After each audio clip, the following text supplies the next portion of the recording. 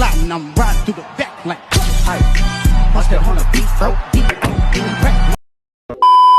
Assalamualaikum warahmatullahi wabarakatuh.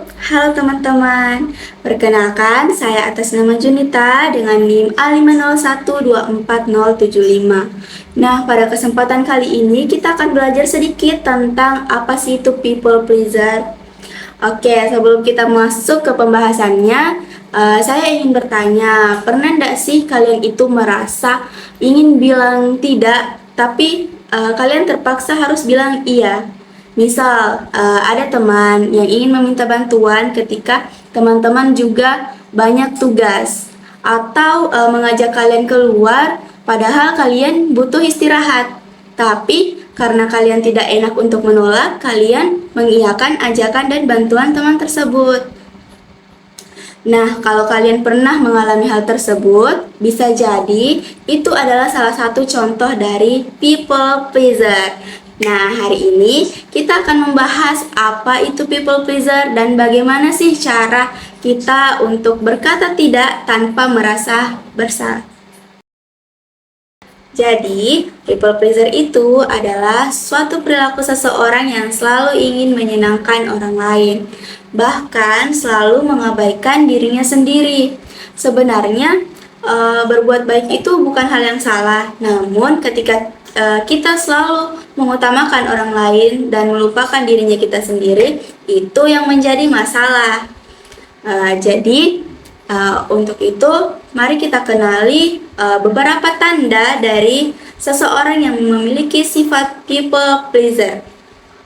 Yang pertama, yaitu orangnya itu sulit untuk berkata tidak.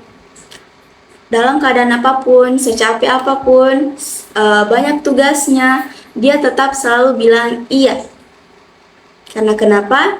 Karena tanda yang kedua, dia takut mengecewakan orang lain. Dia beranggapan bahwa jika dia berkata tidak, orang lain akan kecewa dengan jawabannya. Jadi, dia selalu berkata iya. Yang ketiga, dia ingin disukai. Nah, karena dia selalu ingin disukai dengan orang lain, makanya dia tidak berani bilang tidak, karena dia beranggapan bahwa jika saya menerima ajakan, membantu dia, pasti saya disukai oleh dia. Dia takut, people pleaser ini dia itu takut kehilangan rasa suka dari orang lain. Makanya dia selalu bilang iya. Dan yang keempat, itu seorang people pleaser ini selalu mengutamakan orang lain daripada dirinya sendiri. Nah, yang seperti yang saya bilang tadi, dalam keadaan apapun dia, secapek apapun dia selalu bilang iya.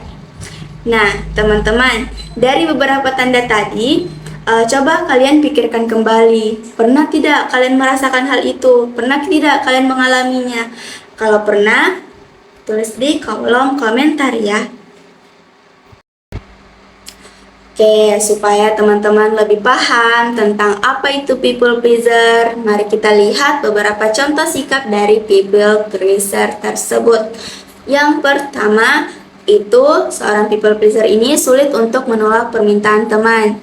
Misal, ada temannya yang ingin dibantu untuk mengerjakan tugasnya, padahal dirinya sendiri belum selesai juga, tapi karena takut untuk menolak, tidak enak untuk menolak, dia tetap mengerjakan tugas tersebut. Yang kedua, itu selalu mengiyakan ajakan teman. Misal nih, seseorang itu sudah mau pulang dan beristirahat, tapi karena dia takut temannya kecewa, dia tetap menerima ajakan tersebut. Dan yang ketiga, seorang people pleaser itu selalu memendam perasaannya sendiri. Misalnya, dia itu selalu berkata, saya tidak apa-apa. Nah, itu demi untuk membuat orang lain itu merasa senang. Senang karena dia sudah mau membantu, dia sudah mau menerima ajakannya. Sebenarnya, kalau dilakukan sesekali tidak apa-apa, dan itu tidak akan dikatakan sebagai people pleaser kalau hanya sesekali. Tapi jika sudah berulang, nanti kita sendiri yang akan kelelahan. Teman-teman, ternyata generasi yang paling banyak mengalami perilaku people pleaser yaitu generasi Z, seperti kita ini. Kalian penasaran kenapa? Saya juga penasaran kenapa. Tapi setelah saya telusuri, ternyata salah satu penyebabnya yaitu karena kita hidup di era media sosial. Jadi, kita sering melihat kehidupan orang lain yang tampak begitu sempurna. Jadi, muncullah keinginan dalam diri kita untuk ingin disukai dan ingin diterima seperti yang kita lihat itu. Selain itu, kita ini juga generasi Z ini takut untuk ditolak oleh orang lain atau takut dianggap tidak peduli ketika kita menolak permintaan orang lain. Menurut jurnal yang saya dapat, yaitu jurnal dari Martasha dan teman-temannya tahun 2025, di situ mereka menyebutkan bahwa seseorang yang memiliki kecenderungan people pleaser, dia itu akan sulit untuk menolak permintaan orang lain dan dia mencari pengakuan dari lingkungan sekitarnya. Jadi, bukan karena kita sebagai generasi Z ini lemah, tapi kita lebih ke takut mengecewakan orang lain dan selalu mencari pengakuan dari lingkungan sekitar kita. Setelah kita mengetahui apa itu people pleaser, sekarang kita akan membahas tentang dampak dari people pleaser itu. Sekilas sih, people pleaser ini adalah hal yang baik karena membantu orang lain. Namun, jika dilakukan secara terus-menerus dan tanpa memperhatikan diri kita sendiri, itu akan berdampak negatif pada kesehatan mental kita dan kehidupan kita sehari-hari. Beberapa contoh dampak yang ditimbulkan yaitu yang pertama, kita akan lebih mudah stres dan cemas karena saking takutnya kita mengecewakan orang lain, kita selalu berpikir bahwa bagaimana ya caranya supaya saya tidak mengecewakan dia. Yang kedua, kita akan selalu merasa lelah secara emosional karena kita sering untuk memenuhi keinginan orang lain. Jadi energi dan emosinya kita itu menjadi cepat terkuras. Yang ketiga, kita akan kehilangan waktu untuk diri sendiri. Kenapa? Karena kita sibuk untuk memenuhi apa yang maunya orang lain itu, sehingga kita kurang istirahat ataupun kita bahkan sudah tidak pernah melakukan hal-hal yang kita sukai karena kita lebih memperhatikan kehidupan orang lain daripada kehidupannya kita sendiri.